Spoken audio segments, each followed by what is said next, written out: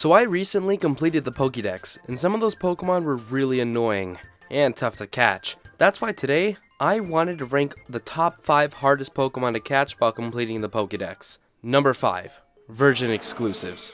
What, did you expect these Pokemon not to be here? If you didn't know, each Pokemon region has 2 games. Shocking, right? However, in each version, there are some Pokemon that can be caught of only one of the versions of each game. Now again, I can't be too mad at these Pokemon, because if you have a friend or the trading codes for the exclusives, then you're pretty much all set. But it's just a little annoying to deal with, so that's why they're on the list. But they're not as annoying as number 4, Roaring Moon and Iron Valiant.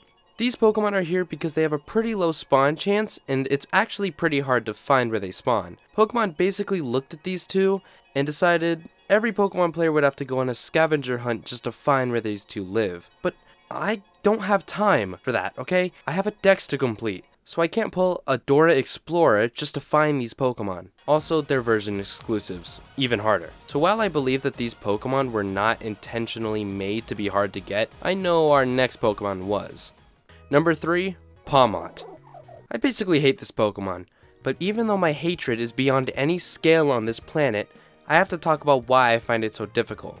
It's because I'm petty. Okay, but in all seriousness, it's with the pre-evolution Pomo. When I tried getting Pomo to evolve, I used a method where I tried making it walk on its own, and it didn't work. I'll admit, that's a pretty dumb reason, but that's why I put it so low on the list, because the other Pokemon that evolved this way were actually pretty easy to get, so I can't place it too high. At least the next number deserves a little bit more. Number 2, King Gambit.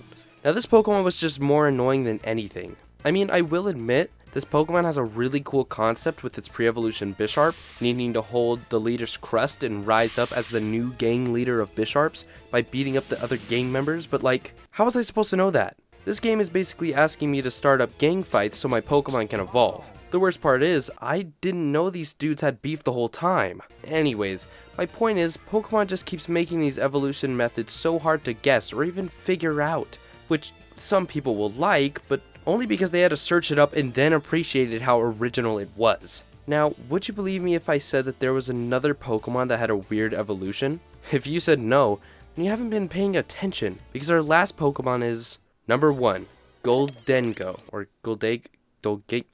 Dodong, I don't know. I know why no. We all knew this was coming, and for a good reason. This single Pokemon made these games a collectathon. Now believe it or not, Pokemon actually tried something like this before, with the Pokemon Zygarde, but at least back then you only needed 100 squishies. Now you need 999. Who thought this was a good idea? At least with the other Pokemon, you could just accidentally come across these Pokemon while playing through the game. I could bet my entire left kidney that no one got this Pokemon without actively looking for the coins. So I'm not betting my left kidney, but I still highly doubt it. At least when you get this Pokemon, it feels a bit more like a reward because you basically went out and found all the pieces to a dumb looking puzzle. So those were my picks for the top 5 worst Pokemon to get while completing the Pokédex in Pokemon Scarlet and Violet. If you want me to actually complete the Pokédex, I have an entire video here showing you how I did it. But until next time, see you later, trainers.